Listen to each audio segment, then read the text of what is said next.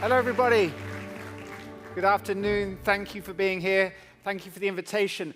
My Portuguese isn't great, but I feel like you just heard a sort of a comedic version of 50 Shades of Grey or something. So that's the mood you're in. I just want to spend a few minutes sharing a story with you this afternoon about a different kind of book club, a book club that I've been running for the last now 10 years. But hopefully it will give you some ideas and some inspiration for how you can change your approach and match it with all the challenges we're facing around the future of reading. First of all, does anyone here suffer from what the Japanese call sonduku? Yeah, oh, significantly, okay.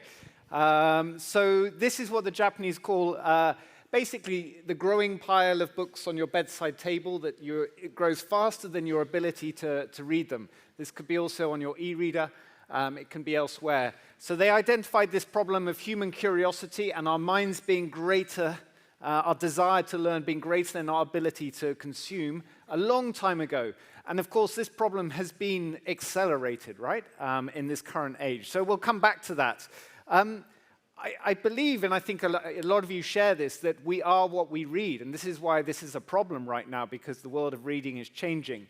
But I like to think about reading as like food. If you put crap in, you get crap out. But you put good stuff in, then your life is a really interesting and impactful experience. And I want you to think briefly for a moment that not just what's your favorite book, but what books have shaped you as a human being, like really had a significant impact on you in terms of how you look at the world, what you do, who you've fallen in love with. And I'm going to ask you in a minute to share that with your neighbor, okay? What books have really made you the person that you are today? Because it's amazing how powerful and how much influence they have. I'll share three quickly that shaped me, that made me as a young person. We heard from Meg about the definitive decade in your 20s, and I really reflect on that as being something that I recognize and see in a lot of people in our members. Three books that influenced me. Remote. It's quite a straightforward book. It's about this new trend that came in 15 years ago about working remotely. And of course, we saw that accelerate during COVID. But this was a book that when I read it, I was like, oh, it's possible. You can move around the world and work remotely using some tech tools, using a laptop and a bit of Wi-Fi. And it really inspired me to think about, could I start my career and work differently? And at the same time, or within a year of this, I read this business book. I was always interested in business because of my dad, but I never really read a business book that got me excited. And then I read Yvon Chouinard. What did he start without looking at the book? What company did he start? Patagonia, yeah. And he's just put the value of $3 billion back into the world's environmental projects as a profit from Patagonia. And this book, Let My People Go Surfing, was a different kind of business book. It's about how can we build a business where it feels like an adventure, like they did childcare. This was back in the late 70s, early 80s.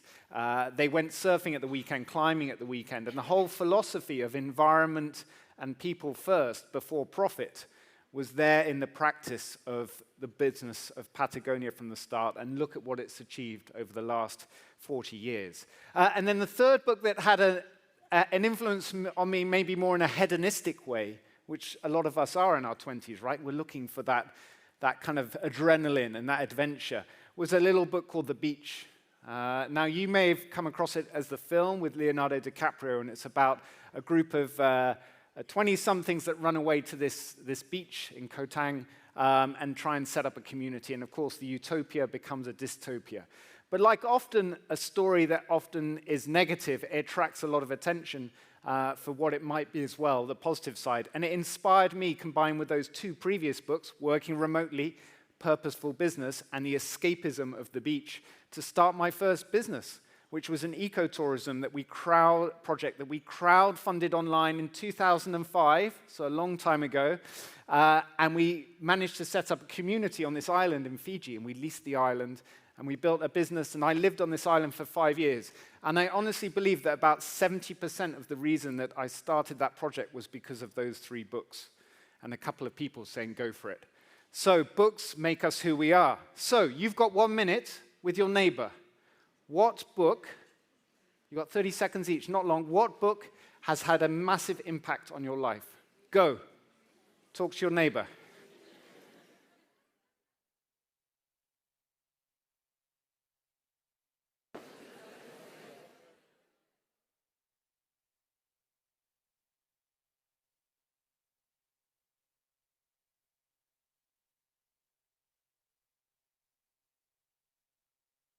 Tell me yours.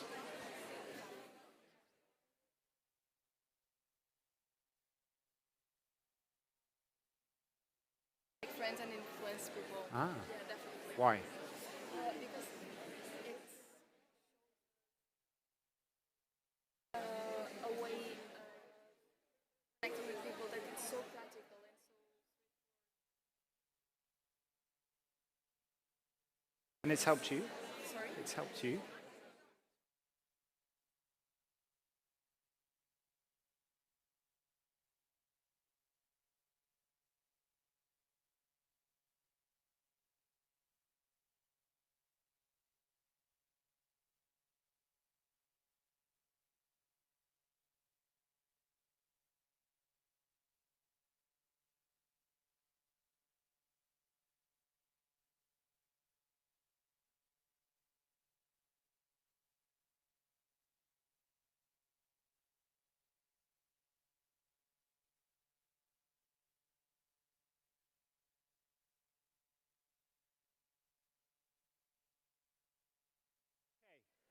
So this is a conversation, this is a question that I've asked you that could go on into a big conversation, right?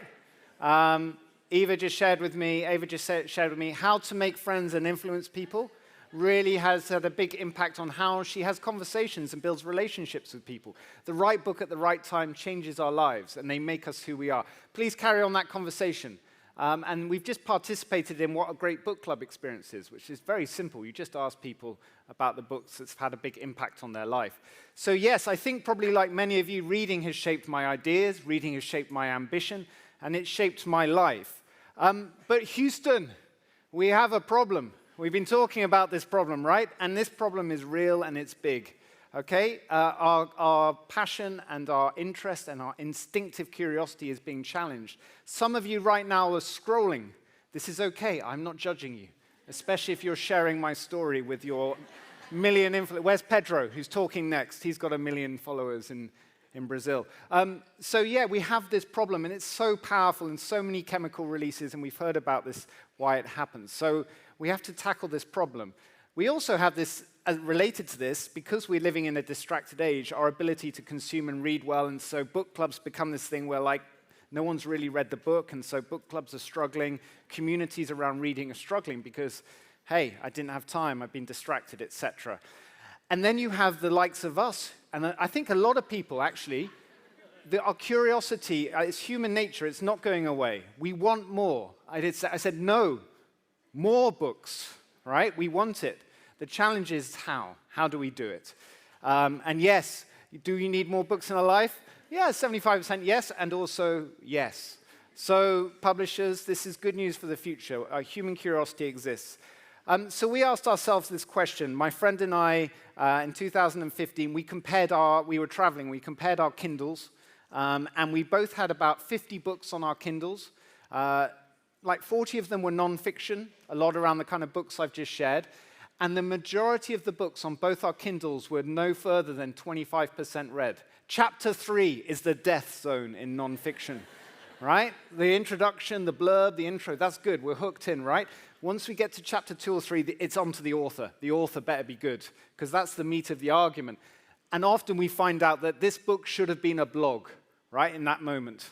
But if we can get through chapter 3 and it's a good book, and we can get into the meat of it, and we can get towards the back end of the book, then it usually is a really good news. So what if we could rebel? And by rebel, what I mean is, what we meant about it, it's like, what if we could actually finish the books we start? Wouldn't that be a remarkable thing in modern life? And we're talking about non-fiction here. Our focus has been on non-fiction because that's what we've been interested in, and because it's harder. Non-fiction doesn't always turn the page like fiction does. So could we finish books? that's only useful. I mean, it's good for your habit, but it's only useful if actually you learn from it or you'll get something from it. So could we learn from it? Could we do something and learn from it? And could we make friends and build community around that? So that's the question we asked in 2015. And we started Rebel Book Club. So these pictures were taken last week at our event in London. But we actually started in May 2015. There we go. This was our first meetup. This is on the roof of Virgin's office in West London, in Paddington. Because I knew someone who worked there. I said, can we borrow your roof? The sun was out, luckily. And we put 3 books forward. So we had this idea that every month we'll have 3 books on a theme. I think the first one, there wasn't a theme.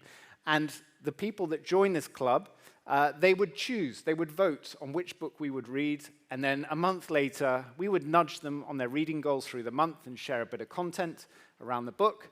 And then at the end of the month, we'd have a meetup where we design a drink inspired by the book, and we talk about it and say, what can we do with what we've learnt? So it's like a cocktail party in a classroom on a roof. And that's what we started in May 2015, and we've done it every single month since. So we're in, 126 months later. So it's been consistent, and it's worked really well. And the kind of principles of Rebel Book Club have kind of stuck because they've worked. So the idea of learning together, reading more, and sharing what we're learning has been really powerful, even though a lot of these challenges exist around distraction. And so these are the kind of books we've been reading for your interest. As I said, we're strictly non-fiction. Because that's a world that doesn't get as much attention in book clubs often. And we pick a theme each month. So this month's theme is endurance. Last month's theme was China. The month before that, the theme was autism. So they really vary. So we curate the themes. We put a short list of accessible, great nonfiction that's available in paperback, audio, different languages. And we get that out. The members vote. And then it's up to the members. It's Rebel Book Club. They can choose to read the book that we lead with. So we lead with one book. That's the hero book of the month. A lot of people buy it, or go to the library and get it, or listen to it on Audible, or Spotify, or Zigzag, or whatever the audio service is. And then we go off and we read the book together. And we find it's this engagement with the members around things like voting that has really worked. So, 300 people are voting regularly for what book. That's only 20% of the community, but they're doing it. And they're like, oh, my book didn't, but it gets them to just look a bit further into what's on this reading list? What should I go for? And we also ask this question that I've just asked you regularly, what books had a big impact on you? And this conversation goes on and on and on, and it's really powerful. The big focus of Rebel Book Club is coming together in real life.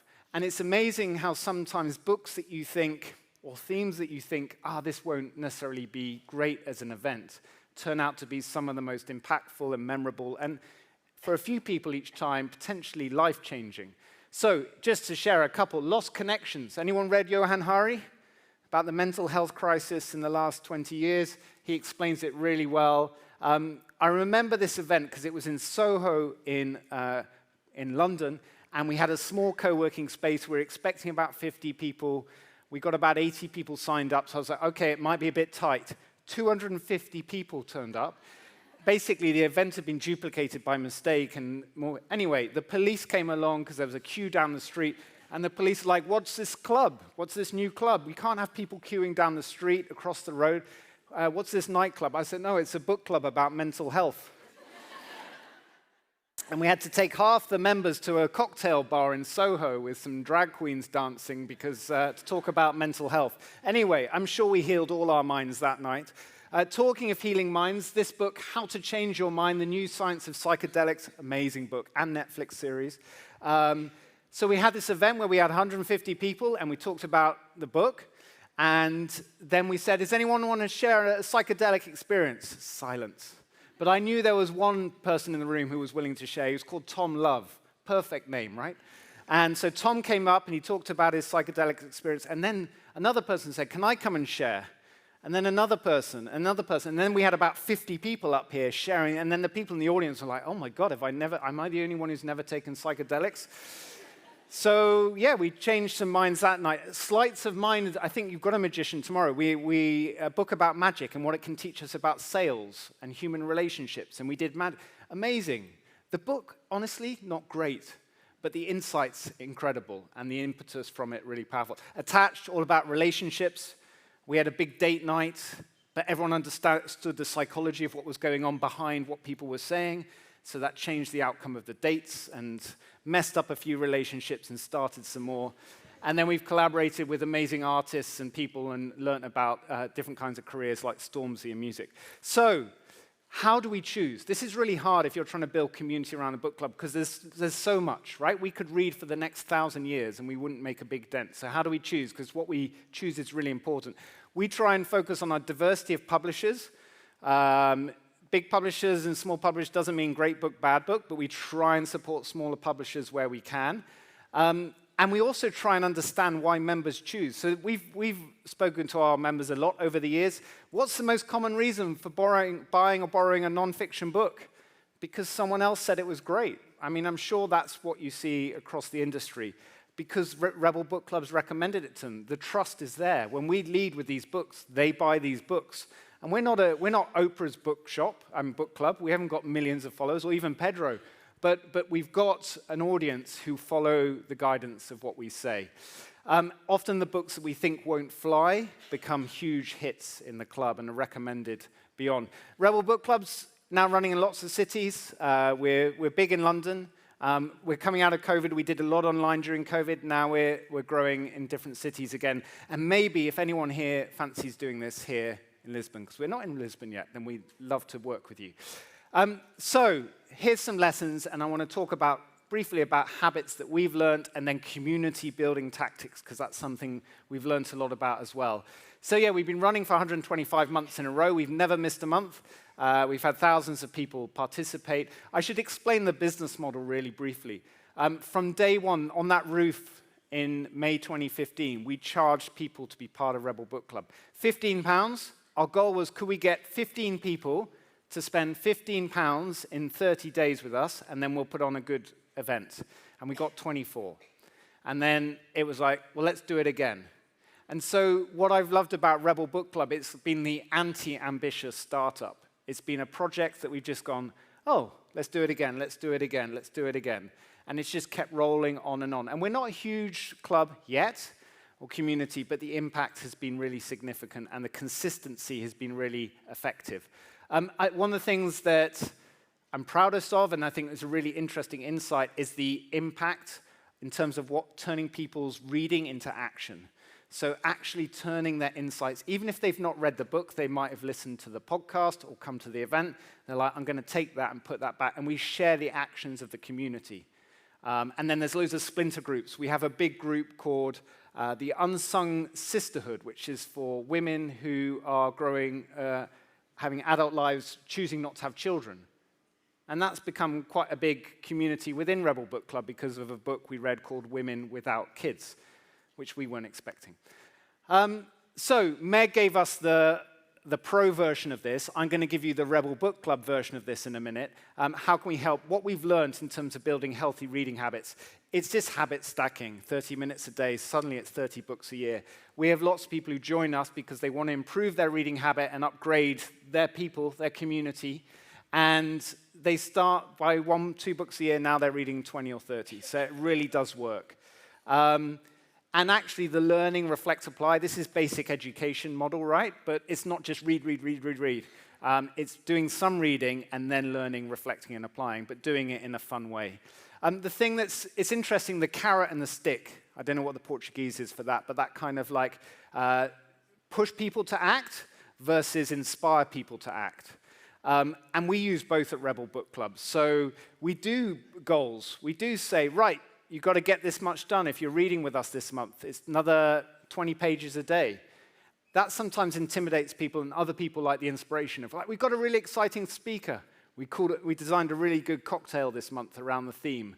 And so, different people respond to different ways. But definitely the goals, the reading goals, really works for our community and our members. And then you build up your library together, and everyone's proud of our library and the impact we've had with it. The other great benefit of what's happened at Rebel Book Club is that some of our members have invested in our business. We're not a big business, but we raised some money.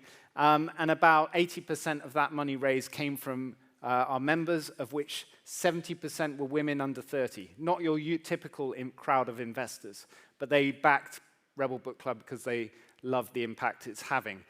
I want to mention two other clubs and communities that I think are really interesting that I'd encourage you to look up more about if you haven't come across. London Writers Salon, not just in London, it's global now, was started by friends of mine, Matt and Parol, during COVID, to help people who are writing books get through that, build better habits. And they have these sessions online where hundreds of people just join and are writing together. And then they have coaching and talks and everything and in-person meets. But it's really these online sessions where the same number of people in the room today are all writing together. And it's like this habit of writing. So really brilliant community of writers and having a big impact. The other one I wanted to mention in New York is Reading Rhythms. You may have seen they're doing great on socials, where they bring together, again, a crowd of this size to a space, and everyone just brings a book and reads for an hour. And most of them are around 25 years old, and then they have a party. So they read for an hour, and then they have a DJ and drinks, and they all end up making love. That's how they sell the tickets. What have I learned about community building? 3 things really help, and I've built projects in lots of different spaces, and Rebel Book Club's just one of them, and all of them have got community within. So this is across everything I've learned. 3 things really help. Ritual. What's unique about your community? What's different? You pair your non-fiction book with a cocktail. You have a vote every month. At the end of every book club, what's the action that we're all going to commit to, small or big? Like, what makes your book club or your community different? What's the ritual? If you want good examples of ritual, organized religion, right? They've done this quite well for 2,000 years. So ritual works when you're trying to bond people together. So introduce rituals. Don't force rituals, because they sometimes feel quite cheesy and people don't want to be told. But if you see a group of people in your community doing something regularly, oh, could we do that across the whole community and make it a fun ritual? Rhythm. This is different to ritual. Rhythm is about doing things regularly so people, your community trusts you more, so they know every Monday I'm going to get a nudge about where I should be. The book club is on the last Tuesday of every month for 10 years. We've not changed, apart from around Christmas.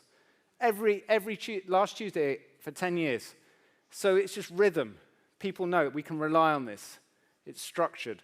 And respect. A lot of these communities talk about, oh, you've got to have a long list of values and how you are with each other. We have 2. We just say, be curious, be kind. Be curious as your mind and in each other, and be kind to yourself and to each other. And then as a result, it works as a club and a community. Ritual, rhythm, respect. And then put those into practice regularly, you'll have a strong community. So I want to leave you with a couple of questions. And if I can help you beyond today, please connect with me. What if we made shared reading as normal as a Netflix binge? Like, how do we make this thing really, like Reading Rhythms, Writers Salon, Rebel Book Club? There's loads of good examples out in the world today. How do we make these compelling and attractive? I think in the age of AI, I also have an AI business, so it's kind of like I see both things going on. In the age of AI, the need for and the demand for, in real life, human-led creative experiences is going to increase. Doesn't mean it's not going to be bumpy, but the demand for it's going to increase. This is a big opportunity for all of us who care about this. And what if every city had book clubs like gyms, which is meet-up places for self-improvement? We can do this if we all team up and collaborate together. So for non-stop non-fiction, come to Rebel Book Club. And if I can help you with your communities, please get in touch. Thank you very much.